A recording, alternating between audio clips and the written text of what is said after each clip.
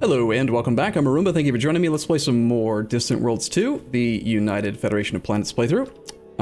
So I've realized between episodes there that I completely skipped over this reserved line. I personally always leave this at 0%. There's only a couple circumstances where I will put this higher than 0. The default is 10. If you play with this, if you play with automated Empire funding, it'll always put it to 10. So that you always have a little bit of cash to build ships and stuff. I find that I always have cash anyway because of the bonus income that I mentioned last episode, and then also because I tend to run net positive annual income, so it's fine. The drawback to putting this at any number higher than 0 is that that number is not available for growth. So you can see right here we have 1318 being spent on growth. So let me just briefly show you. Right now our growth rate is at 3%. It goes up to 3.5 because I had increased the funding, and now if I lower this to 0, we can take it up to 3.8. It's only a 0.3% different, but that's year over year growth rate. That is a exponential increase in overall population. And if you reserve money here, it's not available for this. But on the other hand, if we end up with more money than is allowed, right now, the maximum amount we can spend to subsidize growth, sex parties, is 2,119 ducats. Once we get to that number, it's just going to end up coming back into our treasury anyway, because there's nothing else to spend it on. So whether you're reserving it at the top or at the bottom, you're still going to get it. It's just that by not reserving it here, you can ensure that you're getting the full growth rate. So I usually play with 0% reserved. Hopefully that makes sense. Okay, let's go ahead and play. See what our exploration ship's doing. All right, let's talk about exploration. Again, this is kind of an over-explained campaign. We'll try to get some playtime in this session, but also I just want to explain how this works. So our exploration ships have a basic survey module right now. It does a survey amount of 10, and it can survey up to a maximum of 15. Each time it does this task takes 120 seconds. We are playing on the highest speed, so it's not actually going to take 120 seconds, but what'll happen is he's going to take the exploration level. He's going to do it one time. Right now he is 109 seconds away from his first cycle, and that's going to bump this to exploration level 10. If there's still something there that he hasn't found, he'll do it again. The second time he does it, because he is surveying beyond the survey amount, he's only going to increment the survey level by 1. So it's going to go from 10 to 11, and then 11 to 12. So it's going to take him a total of 6 times to actually get all the way up to survey level 15. If you play with all of your exploration ships on automated, that's fine. They'll do a great job, but just be aware that they are spending a lot of time surveying things over and over and over again to increment that exploration level. And the reason I mention this is because I learned not too long ago that if you build a mining base at a planet, for example, on Earth, we are already at exploration level 3. We have not surveyed Earth. But if you have a planet that has a population on it, or you have a mining base, or even I think a research base, like anything tethered to the base, to the entity, you will slowly over time survey that planet. So my point is just this. I'm only going to survey this once, and then we're going to have the ship go off and do something else, because it will automatically get to the highest level of exploration. We don't need him to spend 5 or 6 more times cycling his 120-second survey for a planet that's going to get fully revealed anyway. Also, it's not going to be too long into the tech tree that we can pick up significantly better scanners. If we go for the advanced survey module, this one starts at survey amount 15 with a survey time of 110. So in 110 seconds, it can do the same amount of work as a basic survey module does in 6 total cycles. Does that make sense? Anyway, just thought I'd talk about how that mechanic works because I find it cool and fascinating. I love the animations. I love how he's like shooting little probes at the planet. We have discovered things. We've discovered Mebnar. We have discovered Aculon. We have discovered Cuprica. And we have discovered a 15% bonus to construction research. Awesome. Now we are fully explored, so he can't survey it again, which is great. Let's actually have him go retrofit and then put him back to automate.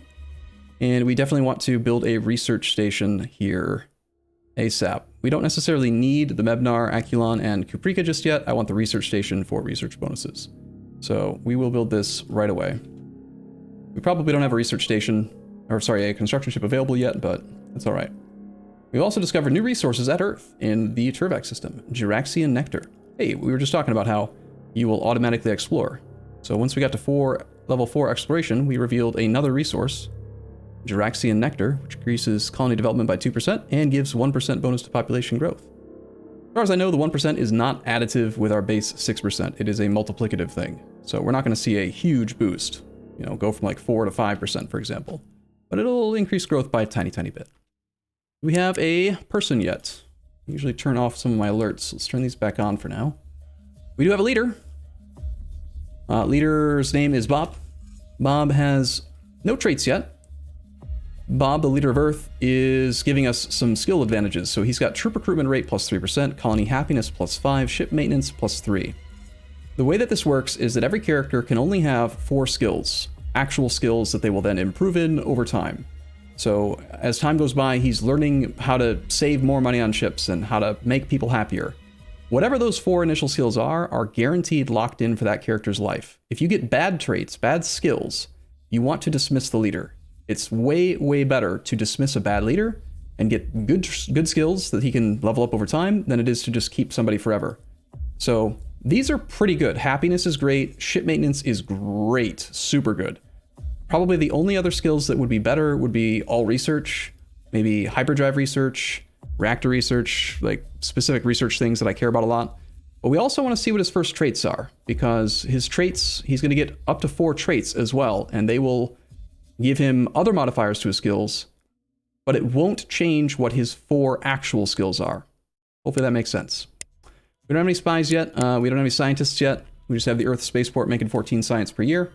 We're actually getting 20 total research, 12 from our population, 7 from the research station, and somehow 12 plus 7 equals 20. Don't ask me how. All right, we're gonna let this go to about 55% or so. Here's our full spaceport. We should have a second exploration ship out. We're gonna let him just go off and survey stuff.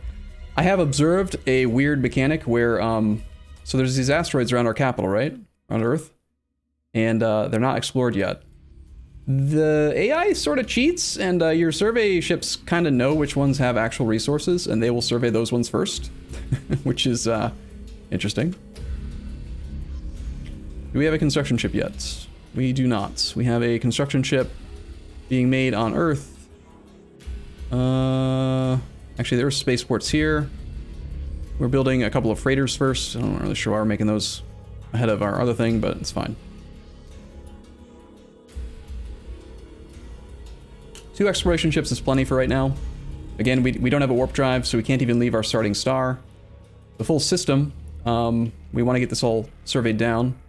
Probably settle in somewhere between 3 and 5 exploration ships to get this job done after we get the skip drive, first tier warp drive. It'll give us the ability to jump up to a distance of 3M. 3 million, I guess, miles? I don't know, light years? Probably not light years, probably miles. 3M is what it's going to do. That's all we care about. Okay, construction ships being built. We've got some mining ships being built. Love, love, love, love the design of the human ships in this game. They are animated super well. They look cool. Especially the colony ships, they look amazing.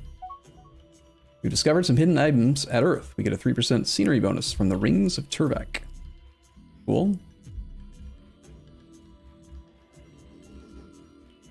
Alright, that construction ship should be popping out relatively soon. You know, I think having 2 construction ships is maybe overkill, but we do have a lot of asteroids and we are going to find some resources, so... No, we're just barely positive. So, older versions of me would want to have a second construction ship so that we can build 2 bases at the same time. I want to build the research station and the mining station. Newer versions of me recognize the value of having this number be positive, because that number being positive means that we're getting the absolute full amount of growth possible. And then that's great. We also want to put a tiny bit towards research if we can. So we'll go like, I want to lean heavily towards growth if possible. Because growth is going to give us more money and stuff over time. We do need to fund research to get the full value out of our research lab. We went up from 20 to 27, extra 7 Full research per year. Let's go ahead and crash course this. Looks like we're not getting our scientists to play through. It's kind of sad. Crash coursing just costs direct cash, which is fine. We don't need that money. And now we're researching twice as fast. So in 1.25 years, we'll have our skip drive. Probably a little bit less time than that, actually, because we're going to pick up more population, more research time if we build the research lab. Okay, it looks like we've picked up our 4th trait on our Bob, civilian ship construction speed plus 7%. I've noticed that they tend to pick up skills that are related to what you're currently doing a lot of at the time. So because he didn't have a 4th skill, and because Earth and the Earth spaceport were making a whole bunch of civilian ships, he got that trait. Which isn't bad, to be honest. It's a pretty good trait. You tend to build a lot of civilian ships. And I'm pretty sure that all of his skills, unlike every other character in the game, all of his skills are global. We go to civilian ship construction speed. Yeah, this applies to every starport, every planet in the entire map. That's a big deal. All right, where's that construction ship at? We've got a construction ship here, the Shady Pathway. Currently en route very slowly to go and build that research station. Looks like he's going to fly right through the planet, just clip right through it. I hope he doesn't do the thing where he bounces off the edge of it for a while. Sometimes they make sort of strange decisions. All right, our exploration ships are currently surveying stuff down.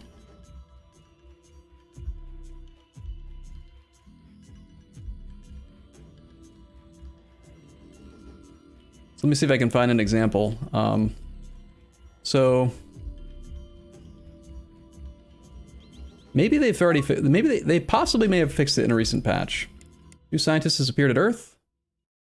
We have Jaron Kalask. He has no traits yet. He is untested. So this is just another opportunity for skills and modifiers. There are quite a few different types of characters. Spies, ambassadors, your leader, scientists, and generals and admirals. So lots of different characters to play with. Pretty cool. Got some mining ships that are making a very slow trip over to our moon.